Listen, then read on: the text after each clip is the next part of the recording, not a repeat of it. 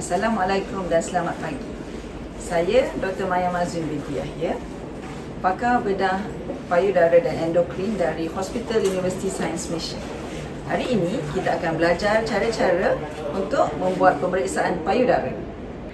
Apabila kita didatangi dengan wanita yang mempunyai permasalahan payudara, selepas mereka berkata yang mereka mempunyai ketulan ataupun apa-apalah yang menyebabkan mereka gusar tentang payudara mereka, kita akan mengambil cerita seperti bilakah benda itu berlaku, adakah sebelum ini dalam keluarga begini, begitu. Selepas selesai pengambilan sejarah keluarga dan sejarah pesakit sendiri dan sejarah payudara itu sendiri, kita akan mulakan dengan pemeriksaan. Cara memeriksa payudara dimulakan dengan inspection atau nama bahasanya ialah pemerhatian. Kita akan perhatikan payudara dari depan secara, kerana pesakit akan berada di sebelah di atas katil ataupun di atas kerusi dan puan berdiri di belah kanan pesakit. Kita akan minta pesakit sama ada baring ataupun duduk pun boleh, sebab mungkin kalau tiada kerusi atau ada katil ataupun kerusi, kita boleh buat secara mana yang sesuai. Mula-mula kita akan buat pemerhatian. Pandang kiri dan kanan daripada payudara yang dapat dilihat. Selepas itu, kita akan meminta pesakit mengangkat kedua-dua belah tangan melepasi kepala, supaya kita dapat melihat sama ada payudara ini naik sekata ataupun tidak. Sambil itu kita lihat sama ada puting ini adalah simetri, berada di tempat yang sama di kiri dan kanan ataupun tidak. Sambil itu lihat juga kalau ada lekukan-lekukan seperti ini ataupun ini semasa pesakit mengangkat tangannya dua-dua ke atas. Selepas itu, kita akan beralih kepada pemeriksaan yang mana kita meminta pesakit membuat cekak pinggang. Apabila kita mencekak pinggang, mula-mula letakkan saja tangan secara lembut pada pinggang. Sambil itu, kita lihat pada payudara. Dan selepas itu, kita minta pesakit tekan di pinggang supaya muscle ataupun otot di dada itu menjadi ketat. Jadinya apabila dilakukan cekak pinggang secara menekan itu, kita akan nampak jika ada ketulan yang lebih padu ataupun lebih kelihatan apabila dilakukan cekak pinggang yang menekan pada pinggang itu, kerana ada ketulan yang melekat pada otot dan akan kelihatan lebih ketara apabila dilakukan maneuver yang sedemikian.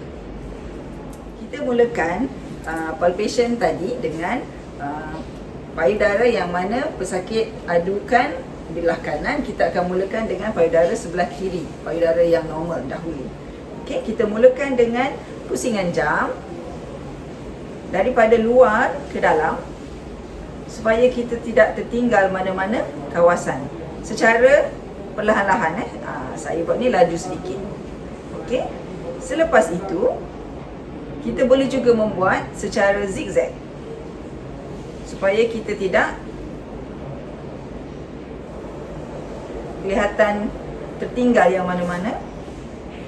Cara ketiga adalah secara wedge, daripada luar ke dalam, luar ke dalam, luar ke dalam, luar ke dalam, mengikut segmen payudara tersebut supaya kita tidak tertinggal mana-mana.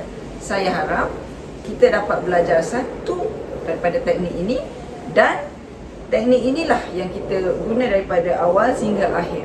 Sebab jika kita bertukar-tukar teknik daripada pusingan jam, zigzag dan juga wedges, kita takut terlupalah yang mana-mana kawasan yang patutnya kita periksa. Selepas melakukan palpation, kita boleh bertanya kepada pesakit yang mempunyai aduan mengenai keluaran cairan daripada puting untuk membantu kita memicit putingnya supaya kita boleh lihat sama ada cecair itu datang daripada satu saluran susu ataupun daripada banyak saluran susu, dan apakah yang keluar dari cairan puting tersebut. Adakah cecair kuning, adakah cecair campuran darah ataupun nanah.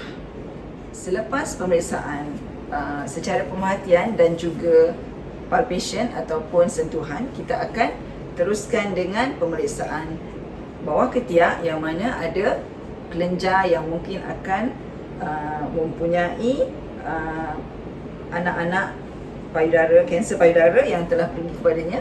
Cara memeriksa kelenjar di bawah ketiak ini adalah dengan membuat pemeriksaan secara menggunakan hujung jari, dan kita kena berada di sebelah pesakit yang mana mungkin menggunakan jari belah kanan untuk bawah ketiak sebelah kiri, kerana kita akan menggunakannya untuk masuk ke bahagian dalam. Begitu dan begitu. Untuk yang ini kita buat secara sedikit sahajalah mungkin, disebabkan oleh kadang-kadang kita mungkin tidak dapat merasanya, tapi tak apa, untuk awareness ataupun untuk kesedaran sahaja. Dan di belah kanan pula kita gunakan tangan dan hujung-hujung jari di sebelah kiri untuk membuat pemeriksaan yang sama, sebab kita berada di hadapan pesakit, ya. Gitu. Seterusnya adalah kelenjar yang mungkin ada pada kawasan pangkal leher dan juga di bawah tulang gagah ini. Kita periksa daripada belakang pesakit.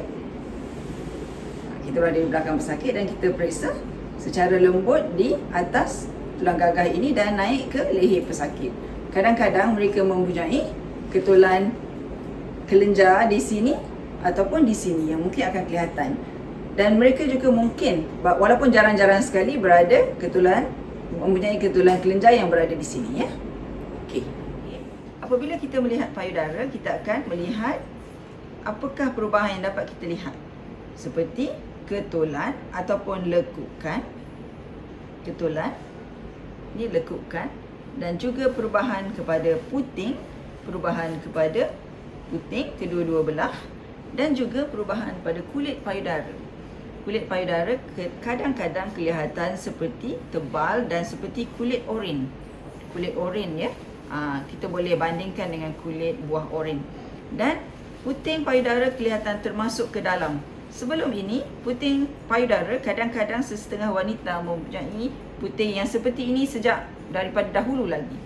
Jika ianya begitu, mungkin tidak apa. Tetapi yang menjadi masalahnya jika puting ini termasuk ke dalam masa waktu yang sebentar ataupun beberapa bulan kebelakangan ini sahaja, tiba-tiba pesakit berkata, oh, puting saya termasuk ke dalam lah, doktor, dan ini baru saja berlaku dalam 3-4 bulan yang lepas.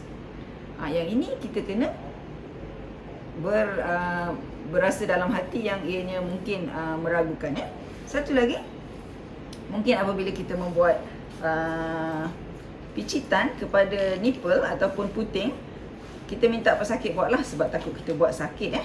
Dia akan buat dan tunjukkan mungkin yang keluar itu adalah lelehan, pendarahan ataupun lelehan seperti air kekuningan yang cair begitu. Yang itu juga boleh kita lihat. Kadang-kadang ada pesakit yang mempunyai payudara yang agak lanjut sedikit.